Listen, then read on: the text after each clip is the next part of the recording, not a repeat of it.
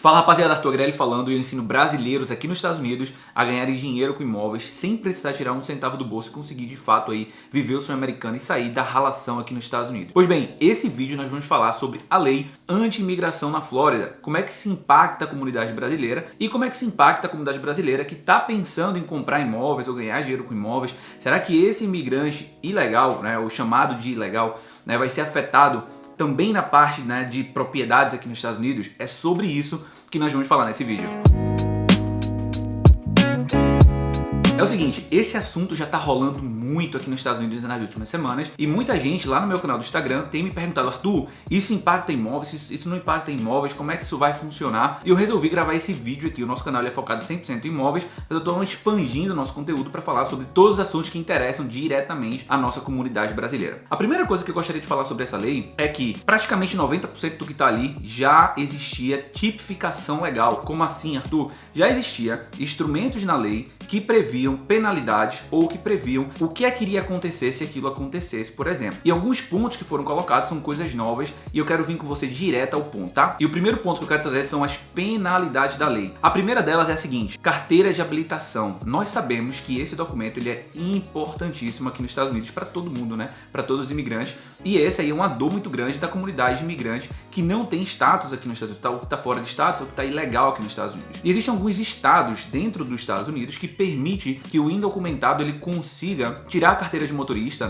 sem nenhum problema, ele consiga dirigir ali sem nenhum problema. E você sabe que com carteira de motorista você abre muitas portas aqui. Pois bem, essa nova lei está prevendo que quem tirou carteira de motorista em outro estado, mesmo que aquele estado permita que você tire essa carteira sem status, na Flórida, se você for pego dirigindo e tiver essa carteira ela não vai ter validade na Flórida. Cara, isso impacta demais toda a comunidade de imigrantes, porque vamos supor, por exemplo, que você corta grama aqui nos Estados Unidos, você trabalha cortando grama, vamos supor que você trabalha limpando piscina aqui nos Estados Unidos. Muitas vezes, quando você precisa entrar num condomínio, eles te pedem a tua carteira de motorista, tá? Obviamente, o condomínio ele não tem provavelmente poder de lei, para ver se aquela carteira ali, se você tem status ou se você não tem status para ter a carteira. Mas eu quero te mostrar a importância de ter uma carteira de motorista aqui nos Estados Unidos. Essa é uma delas, tá? Então esse é o primeiro impacto aí, que não existia nenhuma tipificação legal antes sobre isso e agora nós vamos ter, ou provavelmente teremos aqui na Flórida. O segundo ponto agora é a questão do Medicaid. O que acontece? Se o imigrante for para o hospital, ele for atendido, o hospital vai ser exigido a te perguntar a questão do status imigratório. Isso não vai impedir o atendimento, mas ele vai puxar aquilo para o banco de dados. Por quê? Porque todos os hospitais que receberem benefício do governo para atender a população,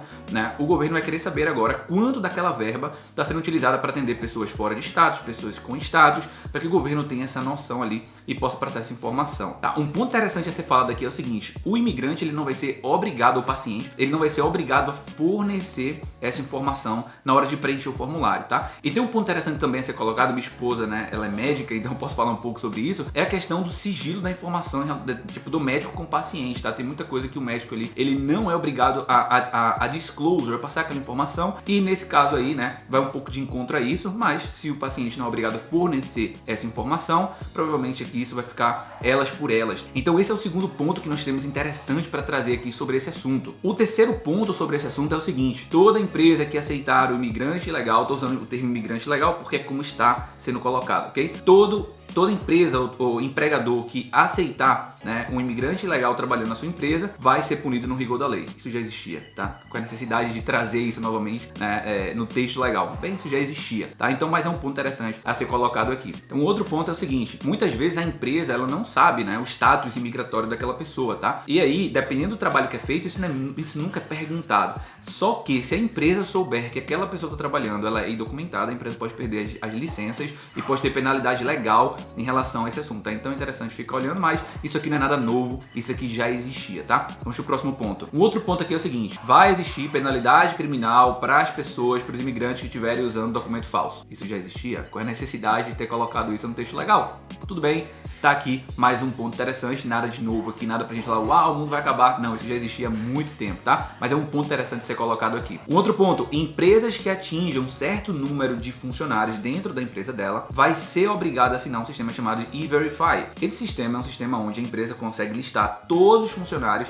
e checar o status migratório daquela pessoa na hora de contratar. E isso aí sim pode ser um impacto grande aí nas empresas, né? Porque nós sabemos que a comunidade imigrante na Flórida ela é gigantesca, além do que sabemos que dentro dessa comunidade de imigrantes existe uma boa parcela que não tem a documentação para trabalhar. Então, sim, isso pode afetar dependendo do trabalho que você está fazendo. Inclusive, vários protestos começaram a rolar pelos Estados Unidos, né, de pessoas mostrando que o americano em si ele não quer trabalhar, né, no trabalho que o imigrante está fazendo, principalmente aquele imigrante, né, que não tem documento. Aí fala muito tipo a galera que trabalha na questão da agricultura, na galera que trabalha no trabalho pesado, na obra, no brick, na construção. Sabemos que o americano, né, tradicional, ele não vai para esse trabalho, ele não gosta de trabalhar nesse local, e geralmente o americano que trabalha neste local é porque ele não tem condições de trabalhar em outro tipo de emprego. Muitas vezes pessoas que têm ficha criminal ou algum outro problema, ela vai trabalhar na questão do subemprego, porque ali é onde ela encontra talvez oportunidade de conseguir trabalhar e ganhar uma grana, tá? Então esse é um ponto interessante a ser colocado. Esse ponto aqui ele é interessante. A Flórida está trazendo penalidade criminal para pessoas que transportam imigrantes ilegais para dentro da Flórida sabendo do status imigratório dessa pessoa. Aí sim nós estamos falando na questão de coibir o tráfico humano, a questão dos coiotes, tá? Muita gente vem para o estado da Flórida sendo trazido por outras pessoas sabendo que aquelas pessoas não têm a questão da documentação. E eu consigo ver muito claramente isso acontecendo, né, em várias comunidades, seja a comunidade venezuelana, seja a comunidade cubana. Inclusive minha esposa ela é cubana, tá? Os cubanos quando entram aqui nos Estados Unidos, geralmente pela fronteira do México, eles são transportados de lá até a Flórida, né, por outras pessoas. Nesse caso, o cubano, ele é um pouco diferente, porque quando ele entra aqui nos Estados Unidos, ele recebe ali, né, o parole, né? Antes tinha tipo outra lei que foi tirada por Obama, mas ele entra aqui, ele ganha essa possibilidade de aqui dentro pleitear a documentação dele, e ele tecnicamente não tá ilegal quando ele entra nos Estados Unidos, tá? Mas existe essa questão da movimentação de pessoas vindo lá da fronteira do México, entrando na Flórida, tá? Então a lei tá severamente buscando essas pessoas, que eu acho super correto. Com a sua opinião em relação a isso, fala aqui nos comentários, tá? Esse é um ponto interessante de ser colocado. E por fim, eu quero trazer um ponto aqui, que é o imigrante que foi levado em custódia, vai ser tirado o DNA dessa pessoa, tá? Obviamente para colocar ali no banco de dados e tipo, o governo conseguir, né, tracking, né, ou tá atrás com mais facilidade dessas pessoas, tá? Esses são pontos interessantes a serem trazidos aqui. E aí a gente tem aquela pergunta, né, clássica, né? Isso aí tá sendo feito para benefício da comunidade da Flórida, pelo governador, ou isso aí tá sendo feito por questão política, tá? Nós temos eleição aqui chegando. Bem, alguns pontos dessa lei eu acho interessante ser colocado, principalmente a questão do tráfego humano, trazendo pessoas, os coiotes. Acho válido isso. Porém, nós vemos claramente em outros tópicos da lei a motivação política disso, porque já existia tipificação para aquilo. E o governador da Flórida, ele é muito popular na Flórida, ele é muito bem visto na Flórida, o índice de aceitação dele é espetacular. Porém, para ele concorrer à presidência dos Estados Unidos, ele precisa se tornar popular onde? No país inteiro, né? E esse tipo de medida, quando você bate nisso, quando você toca nessa ferida, o que acontece? Existe a questão da viralização do conteúdo. Viraliza no Twitter, viraliza no Instagram, viraliza nos meios de notícia, viraliza nos podcasts americanos sobre esse tipo de assunto, e ele consegue ficar nos holofotes, tá? E obviamente um político ele precisa estar no holofote. Fale bem ou fale mal, mas fale de mim. Então para quê? Para que ele seja lembrado e para que ele consiga ter alguma chance dentro do Partido Republicano de disputar com o Trump aí e talvez conseguir, né, a vaga para poder disputar a presidência dos Estados Unidos, tá? Tem esse fator político. Qual a tua opinião sobre isso? Tu acha que é um fator somente político? Tu acha que é um fator buscando a melhoria da população e da comunidade da Flórida? Ou você acha que é um pouco dos dois? Qual a sua opinião sobre isso, tá? Fala aqui nos comentários pra mim. Se você chegou até aqui, dá um like no nosso canal, né? Segue aqui o nosso canal, porque nós falamos bastante sobre como você pode ganhar muito dinheiro com imóveis aqui nos Estados Unidos e mudar a sua vida. E vamos começar a falar bastante sobre a comunidade brasileira como um todo, beleza? E vamos entrar agora no tópico de imóveis. Arthur, como é que isso afeta quem está comprando imóveis? O imigrante ilegal que tem imóveis aqui nos Estados Unidos, ele vai ser prejudicado? Ele vai perder esse imóvel? O que acontece? Não existe nessa lei nenhuma tipificação em relação a esse assunto. Não existe nenhum ponto, mas sempre foi um medo exagerado, né, da comunidade brasileira e de outras comunidades aqui. Eu posso falar com propriedade porque eu tô perto o tempo inteiro de cubano, venezuelano, de pessoas que estão nessa situação, mexicano, né? Eu faço muitos flips, eu trabalho com muita reforma de propriedade, passando propriedade, e eu tô em contato com certa frequência com vários imigrantes, México, Guatemala, Guatemala, Honduras, Cuba, Venezuela, brasileiros. Então a gente consegue escutar, né, que essa é uma preocupação muito grande, mas não existe nenhuma tipificação nessa lei, né, prevendo esse tipo de situação, de que você vai perder a sua propriedade, ou que você vai ser confiscado